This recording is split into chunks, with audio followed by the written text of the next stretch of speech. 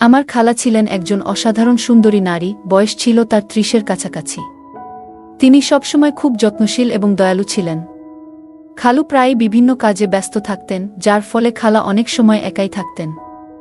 সেই সময়গুলোতে খালা আমাকে প্রায়ই তার সাথে সময় কাটানোর জন্য ডাকতেন।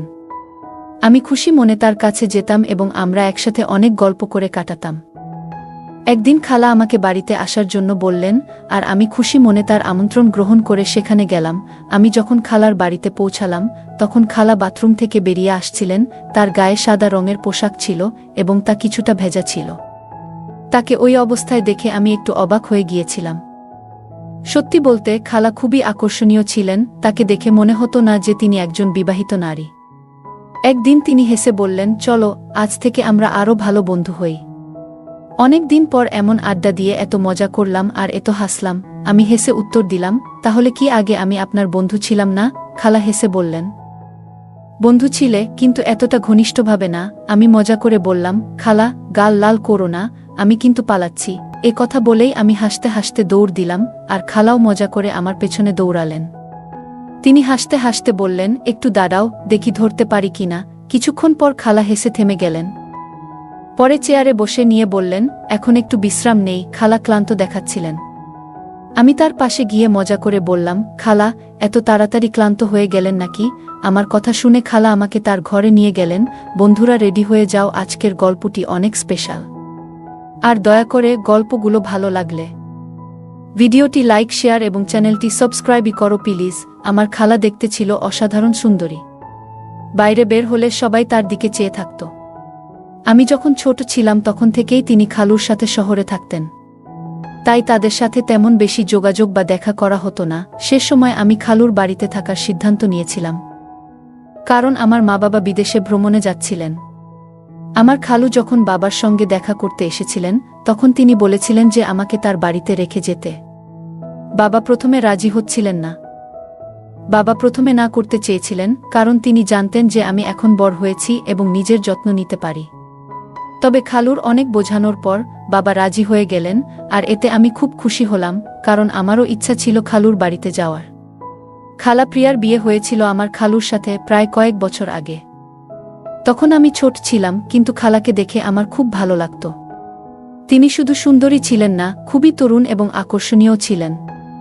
খালু আর খালার জুটিকে সবাই একসঙ্গে মানানসই মনে করত, তবে তাদের তখনও কোনো সন্তান হয়নি। তারা অনেক ডাক্তার এবং কবিরাজের কাছেও গিয়েছিলেন, এমনকি বয়স্ক পীরদের কাছেও, কিন্তু তাও কোনো সমাধান পাননি।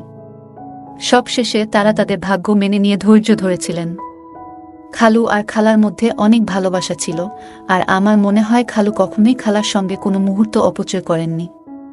বিয়ের পর খালার রূপ আরও বেশি ফুটে উঠেছিল, আগের থেকেও বেশি মোহনীয় হয়ে উঠেছিলেন।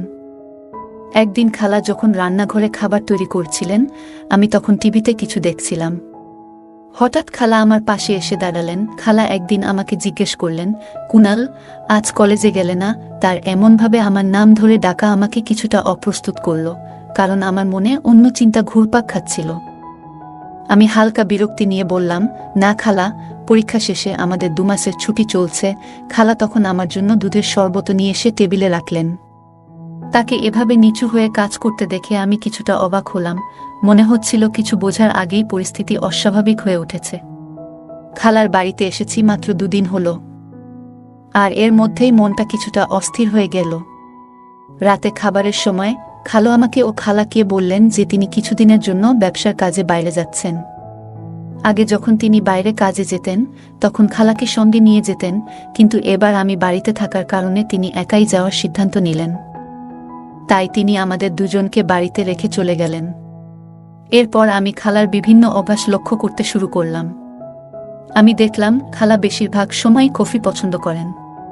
খালা যখন আমার সামনে বসেছিলেন, আমি হেসে বললাম, খালা আপনি দুধ চা কেন খান না? দুধ তো স্বাস্থ্যের জন্য খুবই ভালো। তখন খালা হেসে বললেন, আমার স্বাস্থ্যের কোনো সমস্যা নেই, তাই নিজেকে সক্রিয় রাখার জন্য আমি কফি পান করি। পরের দিন আমি আমার মোবাইলে গেম খেলছিলাম, হেডফোন লাগানো ছিল। খেয়ালই করিনি কখন খালা এসে আমার পাশে বসে আমার গেম খেলা দেখছিলেন। গেমের মধ্যে আমরা বন্ধুরা গেম খেলার সময় মজা করছিলাম এবং রসিকতা করছিলাম, যা হয়তো শালীনতার সীমা ছাড়িয়ে যাচ্ছিল। খালা আমার এসব কথা শুনে একটু অস্বস্তি অনুভব করলেন।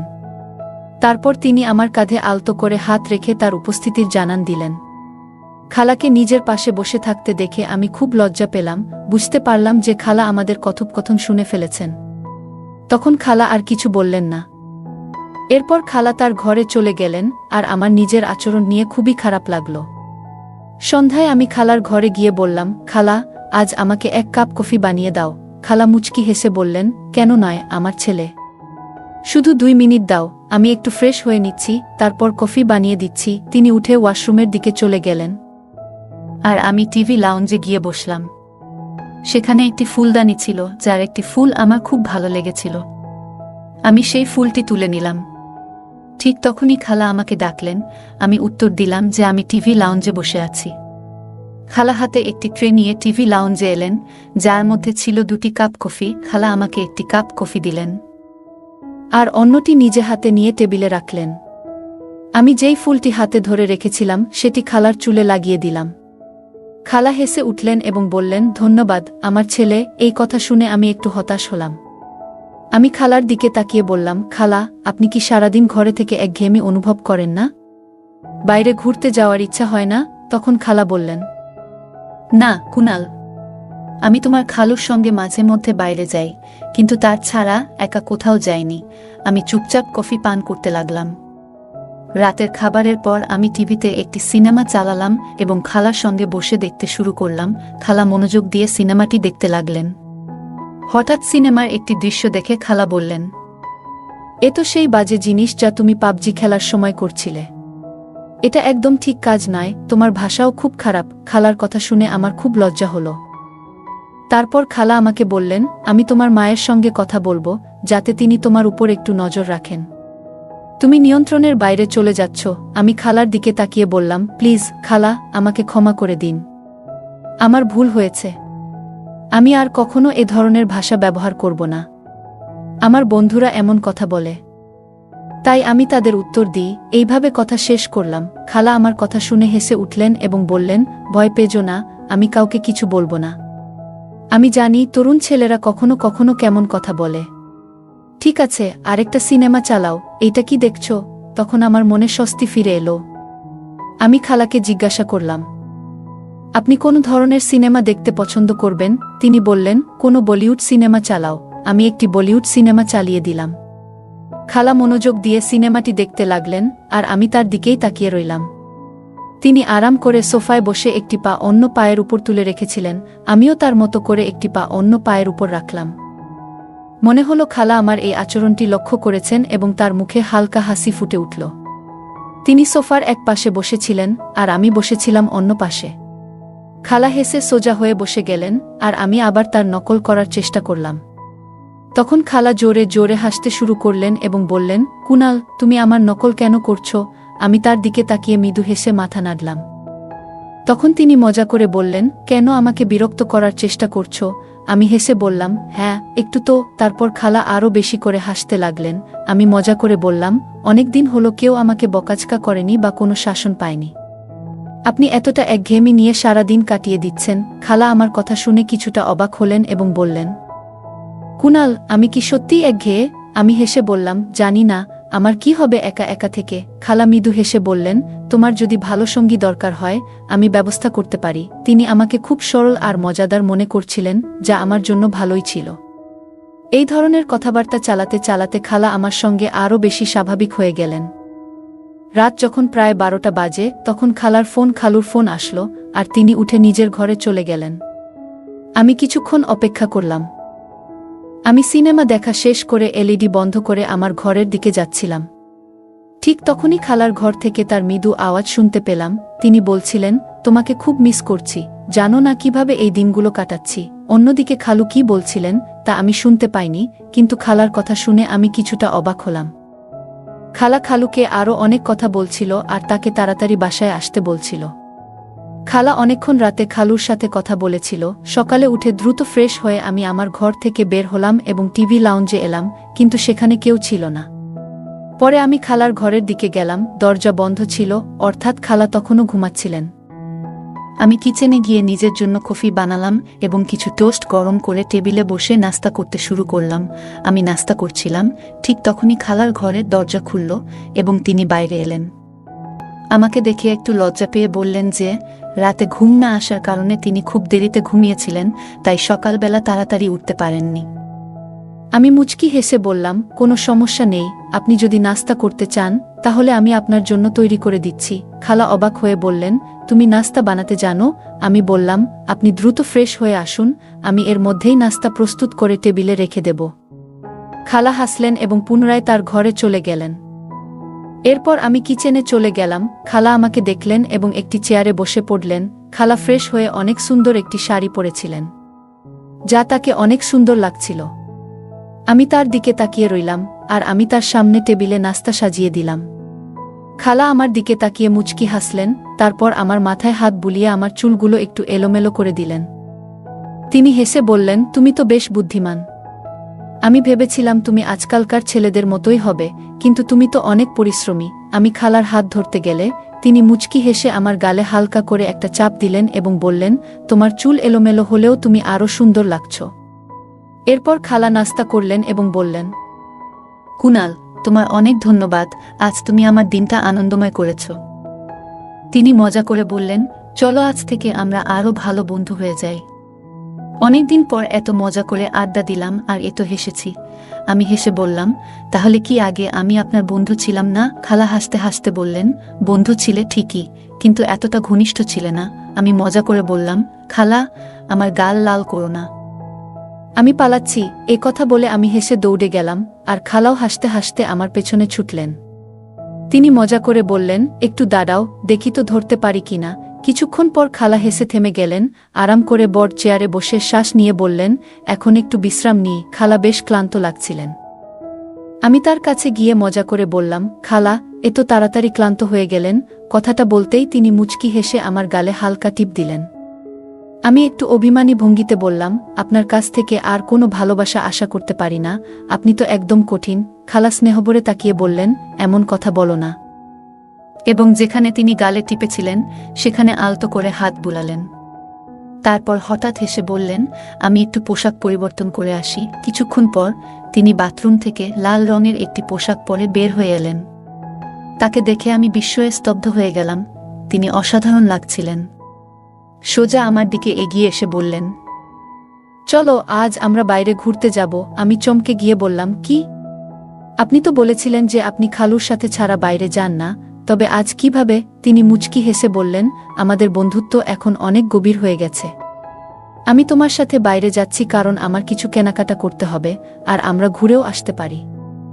আমি বললাম, ঠিক আছে, তবে আমিও একটু পোশাক পাল্টে নিই, নিজেরটা একটু ঠিকঠাক করে নিই, হয়তো কোনো মেয়ে আমার দিকেও তাকাবে। খালা হেসে আমার পিঠে একটা মৃদু ধাক্কা দিয়ে বললেন, তুমি সবসময় মজা করো কেন? আমি হেসে বললাম, কি নিয়ে এত রাগ করছেন? খালা মুচকি হেসে বললেন, তোমার এসব কাণ্ডকারখানা নিয়ে। আমি মজা করে বললাম, আরে জীবনে একটু মজা না থাকলে তো জীবনটাই মাটি। না হলে সারা জীবন আপনি আমাকে একঘেয়ে বানিয়ে রাখবেন। খালা প্রথমে বুঝতে পারলেন না, কিন্তু যখন বুঝলেন তখন সঙ্গে সঙ্গে তার পায়ের জুতো খুলে বললেন, লজ্জা করো, না হলে এখানেই তোমাকে পেটাবো। আমি হেসে আমার ঘরে ঢুকে গেলাম। পরে আমরা একসঙ্গে মার্কেটে গেলাম। সেখানে গিয়ে দেখলাম যে খালাকে দেখছে সবাই তাকিয়েই থাকছে। লাল রঙের পোশাকে তিনি অসাধারণ লাগছিলেন। আমি মজা করে খালাকে বললাম, ম্যাডাম, আপনি যখনই বাইরে বের হন সবাই আপনাকেই দেখছে, যেন তাদের আর কোনো কাজ নেই। খালা হেসে বললেন, কুনাল, লজ্জা করো, আমি তোমার খালা। আমি মাথা নিচু করে বললাম, ঠিক আছে খালাজান। খালা হেসে আমার পাশে বসে বললেন, তুমি কখনোই ফ্লার্ট করা থেকে বিরত হবে না, তাই না?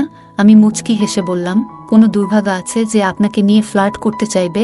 খালা হেসে বললেন, বাহ, তুমি তো বেশ। একটু চুপ থাকার পর তিনি আমার খুব কাছাকাছি এসে কানে কানে বললেন, সত্যি করে বলো তো, তোমার কি কোনো প্রেমিকা নেই? আমি তার দিকে তাকিয়ে মিষ্টি হেসে বললাম, না, এমন কেউ পাইনি। আপনার মতো এত সুন্দর মেয়ে কোথায় পাবো? আমি হেসে বললাম, গার্লফ্রেন্ড নয়, যদি জীবন সঙ্গী বানিয়ে নিতাম। খালা মিষ্টি হেসে বললেন, তুমি আমাকে এতটাই পছন্দ করো? আমি বিনয়ের সাথে মাথা নিচু করে বললাম, হ্যাঁ, আপনি আমার কাছে সবচেয়ে প্রিয়। খালা হেসে বললেন, তুমি কখনোই মজা করা থেকে বিরত হবে না, তাই না? আমাদের মধ্যে এমন হাসি ঠাট্টা চলতেই থাকলো। সকালে খালা বললেন, কুনাল, দুধ শেষ হয়ে গেছে, একটু নিয়ে এসো। আমি সম্মতি দিয়ে মার্কেটের দিকে রওনা হলাম। ফিরে এসে ফ্রিজে দুধ রেখে খালাকে জানাতে তার ঘরে গেলাম। কিন্তু দরজার সামনে দাঁড়িয়ে আমি কিছুটা বিস্মিত হয়ে গেলাম। খালা স্নান শেষে তাড়াহুড়ো করে তোয়ালে জড়িয়ে বেরিয়েছেন। সেই মুহূর্তে আমার মনে অস্বস্তি তৈরি হলো এবং আমি দ্রুত নিজের ঘরের দিকে ফিরে যাচ্ছিলাম। ঠিক তখনই খালা পিছন থেকে ডাক দিলেন, তুমি কি দুধ নিয়ে এসেছ? আমি ভীষণ লজ্জিত ছিলাম।